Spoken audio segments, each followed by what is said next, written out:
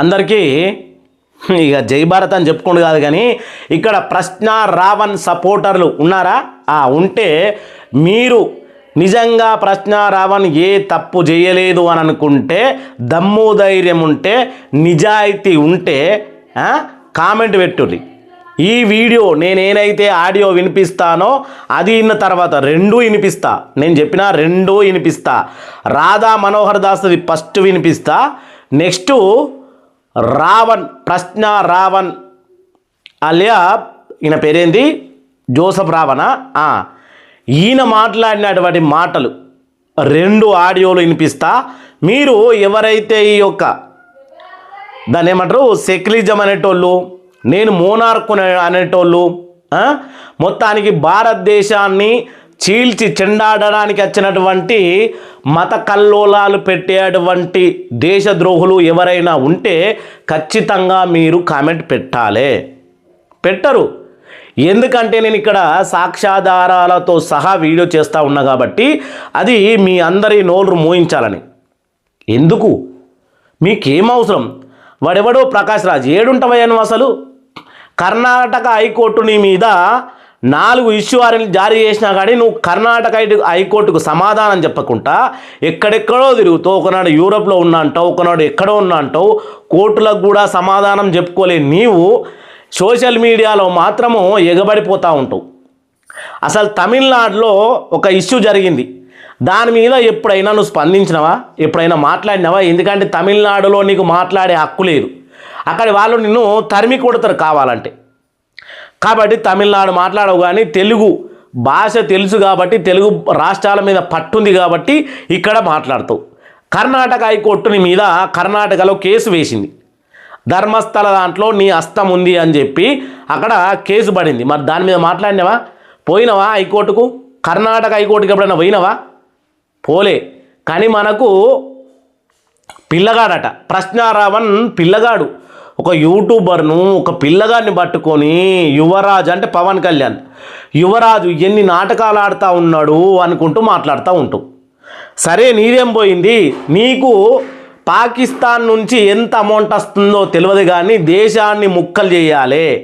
ఇక్కడ హిందువు Muslim Christian అనే వీళ్ళందరూ ఒక ఐకమత్యంతో ఉన్నటువంటి ఈ దేశాన్ని చీల్చి చెండాడాలి. అది మీ కొంతమంది యొక్క మీరు పెట్టుకున్నటువంటి దాని పేరు పేటిఎం బ్యాచ్. నెలకు మీకు పాకిస్తాన్ నుంచి ప్యాకేజ్ వస్తూ ఉంటుంది, మీరందరూ ఈ పని చేస్తూ ఉంటారు. లేకపోతే ఇంకో మతం మీద నీకెందుకు మాట్లాడు? నువ్వు మోనార్కువి, నువ్వు ఏ దేవుణ్ణి నమ్మవు కాబట్టి నువ్వు మోనార్కు అయితే సైలెన్స్గానే ఉండాలి. సరే, ఇప్పుడు మనకు రాధా మనోహర్ దాస్ ఏం మాట్లాడిండు? రాధా మనోహర్ దాస్ మాట్లాడిన మాటలు విన్న తర్వాత నేను 2 మాటలు మాట్లాడతా, అది అందరూ మెచ్చే మాటలు. ఇనుర్రి. ఇప్పుడు ఏదో అడిగాడు, దేవుడిని ఏ పేరుతో అయినా పిలవచ్చా అని అన్నాను. అంటే వాళ్ళు కూడా అదే చెప్తారు అన్నాడు. అంటే పోనీ చెప్పాను అన్నాను. దైవాన్ని ఏ పేరుతో అయినా పిలవచ్చా అన్నాను. వాళ్ళు కూడా చెప్తారన్నాడు. అయితే చెప్పించన్నాను. అంటే దైవాన్ని ఏ పేరుతో అయినా పిలవచ్చు అని మీరు అన్నారండి. అలా వాళ్ళు చెప్తారా అన్నాను. అంటే ఎందుకు చెప్పరా అన్నాడు. అయితే చెప్పించాను. అంటే ప్రభువైన యేసుక్రీస్తు వారిని తెలుసుకోలేని వ్యక్తులు దైవాన్ని వేరొక పేర్లతో పిలిచారంటే దానికి ఒక అర్థం ఉంటదండి. అతను తెలుసుకుంటే ఇంకా మూర్ఖుడైపోతాడా? నిజమైన అంగీకరించిన కాదు, యేసుని తెలుసుకుంటే ఇంకా పూలు వాడు మూర్ఖుడు, ఒక గిరి గీసుకుని బావిలో కప్పలా ఉంటాడా? విశాల హృదయం ఉండదా? అదే నువ్వు చెప్పేది కాదనా? విశాల హృదయం లేనివాడే క్రైస్తవుడా? నువ్వు చెప్పు. అది కాదనా? ఏమన్నా యేసయ్య అనే పేరుతోనే పిలుస్తారు. యేసయ్య అనే పేరు బైబిల్లో ఉంటే, యేసయ్య అనే పేరు బైబిల్లో ఉంటే ఇప్పుడే పెట్టాను. నాకు ఊహ వచ్చిన తర్వాత, నాకు తెలిసిన తర్వాత మా తండ్రి గారి పేరుతో నేను పిలుస్తాను. కానీ మీ నాన్నగారి పేరు ఏం పేరు? మీ నాన్నగారి పేరు ఏం పేరు? ఏమండి మీ నాన్నగారి పేరు ఏం పేరు? ఇప్పటికి నేను 100 సార్లు చెప్పాను రాదు. చెప్పు, ఏమైంది? ఎన్నిసార్లు సత్యదాకా చెప్పాల్సిందే. నాన్న పేరు జన్మనిచ్చినోడు కాబట్టి. నేను ఏం పేరు మీ నాన్నగారి పేరు? సార్లు అలా చెప్తామండి మేము. చెప్పు, ఏం పేరు మీ నాన్నగారి పేరు? మీరు అడిగిన దానికి నేను సమాధానం చెప్పనండి. కాదు, మీ నాన్న పేరు కాదు, మీ నాన్నగారి ప్రస్తావన ఎత్తిందే నువ్వు కదా నాన్న, నేను కాదు కదా ఆయన. మల్లేశ్వరరావు అని చెప్పారు కదండి. చెప్పు, ఏమైంది? మీ నాన్నగారు మల్లేశ్వరరావు కొడుకు నువ్వు, ఎప్పటికీ అదే. మీరేమో వెంకటేశ్వరరావు వెంకటరావు అనుకుంటున్నారు మీరు. లేదు, నేనేం అనుకోవట్లేదు, నువ్వు మాకే పుట్టావనే చెప్పాను నేను. అదే నువ్వు కూడా రుజువు చేసావు. నీకు క్రైస్తవానికి ఏ సంబంధం లేదని చెప్పాను. నువ్వు ఇక్కడ వాళ్ళకే పుట్టావనే నేను చెప్పింది, అదే నువ్వు కూడా చెప్పావు. ప్రశ్నకి మీరు మాట్లాడడానికి సంబంధం లేదండి. ఎందుకు లేదు? నువ్వు ఇక్కడ వాళ్ళు పుట్టావా లేదా చెప్పు. కాదనా ఏమన్నా? ఇగో నువ్వు మల్లేశ్వరరావు కొడుకువి, ఆ మాట నువ్వే చెప్పావు, నేను కూడా అదే చెప్తున్నా. మా నాన్నగారు మీ నాన్నగారి పేరు ఏంటి ఎవరన్నా అడిగారు అనుకోండి, మల్లేశ్వరరావు కొడుకు నువ్వు చెప్పావు, వెరీ గుడ్. అంతేగాని నాగేశ్వరరావు వెంకటేశ్వరరావు అని చెప్పను. అలా చెప్పేవాడు క్రైస్తవుడు అవుతుంటాడు. నువ్వంటే దేవుడి పేరు ఏ దేవుడు ఇక్కడ వాళ్ళకే పుట్టావు, ఇక్కడ వాళ్ళకే పుట్టావు అని చెప్తున్నాను నేను. నేను ఏ దేవుణ్ణి అయితే తెలుసుకున్నానో, ఏ దేవుణ్ణి అయితే నమ్మానో ఆ దేవుడి పేరుతోనే మేము ప్రార్థన చేస్తాం. ఏం పేరు వాడి పేరు? తెలియని పేరు. వాడి పేరు ఏం పేరు? మీరు చేస్తారా? ఏ దేవుడు కాదు, వాడి పేరు ఏం పేరు చెప్పు. మీరు వాడి పేరు ఏం పేరు? నువ్వు దేవుడు అనుకునే వాడి పేరు వాడు అని మేము పిల్లవండి. అందుకే మేము పిలవగలం, ఎందుకంటే మాకు ఆయనతో ఫ్రెండ్షిప్ ఉంది. కృష్ణుడు రాముడు అని మేము అనగలం. చెప్పు. పోన్లే, నీకు చాలా గౌరవం ఉంది, కానీ నువ్వు అనుకునేవాడి పేరు చెప్పు. వాడి పేరు ఏం పేరు? వాడి పేరు చెప్పు నాన్న. నువ్వు దేవుడు అనుకున్నావు కదా, నువ్వు దేవుడు అనుకున్న వాడి పేరు చెప్పు. క్వశ్చన్ ఏంటండి? వాడి పేరు ఏంటి అది అడిగాను, చెప్పు. వాడి పేరు చెప్పు నాన్న, అదే అడుగుతున్నా. వాడి పేరు ఏం పేరు? వాడి పేరు ఏం పేరు? కాదన్న అడిగి, కాదన్న దేవుడు, నువ్వు దేవుడు అనుకునేవాడి పేరేంటి? చెప్పాలా వద్దండి? కాదు, నువ్వు దేవుడు అనుకునేవాడి పేరేంటి? అన్నారా లేదా? నేను అడిగిన దాన్ని చెప్పవయ్యా, నీదేం పోయింది? నీ నష్టం ఏంటి? నువ్వు దేవుడు అనుకునేవాడి పేరేంటి? నువ్వు దేవుడు అనుకునేవాడి పేరేంటి? నువ్వు దేవుడు మూర్ఖుడా, అడిగిన దాన్ని చెప్పు. నేను అడిగిన దాన్ని చెప్పు. నేను అడిగిన దాన్ని చెప్పు. అడిగిన దాన్ని చెప్పు. వేస్ట్ ఫెలో నాయనా. మీ నాన్న మల్లేశ్వరరావు, నువ్వు ఎక్కడ వాళ్ళకి పుట్టావు. ఏసి ఎవడికి పుట్టాడో తెలుసా? వాడికి 4 నాన్నలో తెలుసా? మేరీ ప్యాంతర్తో పడుకుంటాడు పుట్టాడు తెలుసా? ఆడి పేరు చెప్పలేకపోయాడు. యేసు చవట ఆడు ఎవడో పుట్టాడు తెలీదు. ఆ నాన్న పేరు చెప్పగలవా? నువ్వు బైబిల్లో చూపించగలవా? ఒకడా బైబిల్? ఏదో రోజున యేసుగాడు వచ్చేస్తాడు అని మేకుల కింద పైన దిగిపోతాయి. ఒక్కలో బైబిల్ ఒక్కలో బైబిల్లో ఏంటి పనికి మన ఫెలో. ఇది రాధా మనోహర్ దాసు ఇంకో వ్యక్తి మధ్యలో జరిగినటువంటి విషయము జరుగుతున్నప్పుడు మీ దేవుని పేరేంటో చెప్పు. మా దేవుని పేరు కృష్ణుడు రాముడు అని ఇలా చెప్తాము. మీ దేవుని పేరేంటో చెప్పి అని అడిగిన వాగ్వాదాన్ని దీన్ని నేషనల్ ఇష్యూ లాగా చేసిండ్రు. సరే చేసిండ్రు. ఇక్కడ రాధా మనోహర్ దాసు ఎమోషనల్ అయిపోయి 2 మాటలు మాట్లాడాడు. బోకడా బైబిలు, బోకడా క్రైస్తవాన్ని మాట్లాడినప్పుడు మీ మనోభావాలు దెబ్బతింటే ఎవరైతే జడా శ్రవణ్ కుమార్ గారు, ఈ జోసఫ్ రావణ్ గారు, వీళ్ళు అందరు మేధావులు, అక్కడ ఉన్న ప్రకాష్ రాజు, మోనార్కు, వీళ్ళందరూ కలిసి ఏడిపోయినరు. జగన్మోహన్ రెడ్డి వీళ్ళందరూ బ్యాచ్ అందరు కలిసి ఎక్కడనో లేకపోతే డైరెక్ట్ జడా శ్రవణ్ కుమార్ అయితే ఆల్రెడీ ఒక లాయర్గా ఉన్నాడు, ఇంతకుముందు జడ్జిగా ఉన్నాడు. మరి ఆయన వెళ్ళి ఒక పిటిషన్ వేయచ్చు కదా. వేయకుండా వీళ్ళు ఏం చేసిండ్రు అనేది చూస్తూ ఉన్నారు కదా అందరూ. చూస్తే పర్లేదు. ఇక ఇప్పుడు ఆ 2 మాటలకు ప్రశ్న రావణ్ అనే వ్యక్తి ఎంత దారుణంగా దారుణమని నేను అన్నాను. వీడియో చూసిన తర్వాత కామెంట్ పెట్టకపోతే అది మీరే. ఇక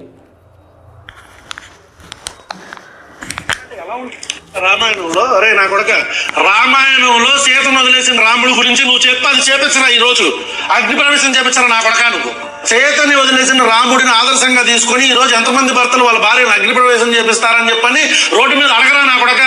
లేదంటే మహాభారతం తీసుకొచ్చి ద్రౌపదిని చీరలాగారు మన ఇతిహాసాలు చెప్పినా అని చెప్పరా నా కొడుక. నువ్వు ఏం చేస్తున్నారు మరి క్రిస్టియన్స్? సనాతన ధర్మాన్ని ఒక్కొక్కసారి కొంతమంది ట్రోల్ చేస్తూ సన్నాతుల ధర్మం అని చెప్పని అంటారు. దాన్ని బూతు కింద కూడా వాడతారు. అలా అంటే ఎలా ఉంటుంది? సొంత రాజ్యంలో తరివించుకొని రాముడు అని చెప్పనంటే ఎలా ఉంటుంది? రాజ్యంలో పోండి అని చెప్పని తరిమించుకొని అడవిలో అడుక్కు తిని పెరుగుతారు, చచ్చిపోతారు. ఎప్పుడో సంవత్సరానికి కూడా ఒక్కసారి అలా నార్థన్ స్టేట్స్ లో ఆ బోగ్గాళ్ళు మాట్లాడుతున్న హిందీ గురించి మేమెందుకు బాధపడతాము? రాముణ్ణి తరిమి కొట్టిండ్రా, అడవిలో అడక్క తిని చనిపోయిండు. సనాతన ధర్మాన్ని సన్నాతుల ధర్మం అని అంటారు. ఇక మనం అనుకుంటా ఉండలేకపోతాను రోషం. మరి వాళ్ళకే పౌరుషం వస్తే ఈ జోసఫ్ రావణ్ ఈయనకు పౌరుషం ఉంటే మనకు లేదా పౌరుషం? ఇప్పుడు ఏమనాలి, ఏ కేసు పెట్టాలి? సరే నేనేమన్నా మంచిగా మర్యాద నీకు జర్నలిస్టుగా నువ్వు ఉంటే నీది ప్రశ్న ఛానలే అయితే నువ్వు వెళ్ళి నీకున్నటువంటి వ్యక్తులతోటి కలిసి ఇతను ఒక మతాన్ని ఈ రకంగా దూషించిండు, మత దూషణ అనేది చట్టరీత్యా నేరం, మరి మతాన్ని దూషించింది కాబట్టి మీ మతస్థులందరూ పోయి కేసు పెట్టాలి కదా రాధా మనోహర్ దాస్ మీద. ఇదే పవన్ కళ్యాణ్ ఇదే చంద్రబాబు నాయుడు యాక్షన్ తీసుకున్నా లేదా చూడాలి కదా. చూడకుండా ఎంత దారుణం ఈ మాటలు మళ్ళొక్కసారి వినాలనిపిస్తా ఉంది, వినిపించాలి. రామాయణంలో సీతను వదిలేసిన రాముడి గురించి నువ్వు చెప్పి చేపించరా ఈ రోజు అగ్ని ప్రవేశం చేపించరా నా కొడకా? నువ్వు సీతని వదిలేసిన రాముడిని ఆదర్శంగా తీసుకొని ఈ రోజు ఎంతమంది భర్తలు వాళ్ళ భార్యను అగ్ని ప్రవేశం చేపి అంటే ఇప్పుడు ఈ రావణ్ మాట్లాడిన మాటలకు హిందువులు ఎవరైనా సరే అంటే రాముడు భార్యను అనుమానించి అగ్ని ప్రవేశం చేయించాడు. ఇప్పుడు హిందువులందరూ కూడా వాళ్ళ భార్యలను అనుమానించి అగ్ని ప్రవేశం చేయించాలనా? రామని చెప్పే మాటలకు అర్థం అదే కదా. లేకపోతే దేవుడు కాదు. ఇప్పుడు ఆయన చెప్పినట్టు మనం పాటిస్తే దేవుళ్ళం, రాముడు చేసినట్టు మనం చేస్తే దేవుళ్ళం, లేకపోతే లేదు అనే మాటలు అక్కడ మనకు కనబడతా ఉన్నాయి. క్వశ్చన్ టు ఆన్సర్ ఇంత అని చెప్పని రోడ్డు మీద అడగరా నా కొడక, లేదంటే మహాభారతం తీసుకొచ్చి ద్రౌపదిని చీరలాగారు మన ఇతిహాసాలు చెప్పిన అని చెప్పరా నా కొడక? నువ్వు ఏం చేస్తున్నారు మరి చీరలాగిరు కదా. సనాతన ధర్మాన్ని ఒక్కొక్కసారి కొంతమంది ట్రోల్ చేస్తూ సన్నాతుల ధర్మం అని చెప్పని అంటారు. ఎవడన్నాను మరి ట్రోల్ చేస్తూ ఇప్పటి వరకు ఇనని బూతు ఇది. సనాతన ధర్మాన్ని అంటే మొత్తం ఉన్నటువంటి భగవద్గీతను రామాయణాన్ని ఇతిహాసాలను ఒరే నాయన ధర్మం అని వస్తే మీది కూడా వస్తుంది, బైబిల్ కూడా వస్తుంది, ఇందులో ఖురాన్ కూడా వస్తుంది. అన్నిటికీ కలిసి ఉన్న గాలి ఒక్కటే, అన్నిటికీ కలిసి ఉన్న అగ్ని ఒక్కటే, అందరూ తాగే నీరు ఒక్కటే, పంచభూతాలు 5 ఒక్కటే. హిందూ ముస్లిం క్రిస్టియన్స్ మనమందరం కాదు. ఇంకా ఏం మాట్లాడుతావు నువ్వు? సన్నాతుల ధర్మం. ఇంకా మరి మీరు ఏం కేసు పెట్టాలిగా? అలా అంటే ఎలా ఉంటది? సొంత రాజ్యంలో తరిమించుకొని రాముడు అని చెప్పనంటే ఎలా ఉంటది? రాజ్యంలో పోండి అని చెప్పని తరిమించుకొని అడవిలో అడుక్కు తిని పెరుగుతారు, చచ్చిపోతారు. ఎప్పుడో సొంత రాజ్యం నుంచి ఎల్లగొడితే అడవిలో అడుక్క తిని చచ్చిపోయిన రాముడు అంటే ఎలా ఉంటుంది? ఒరే నువ్వు తిట్టపోరా ముండకొడుగా అని ఆల్రెడీ తిట్టినవు కదా.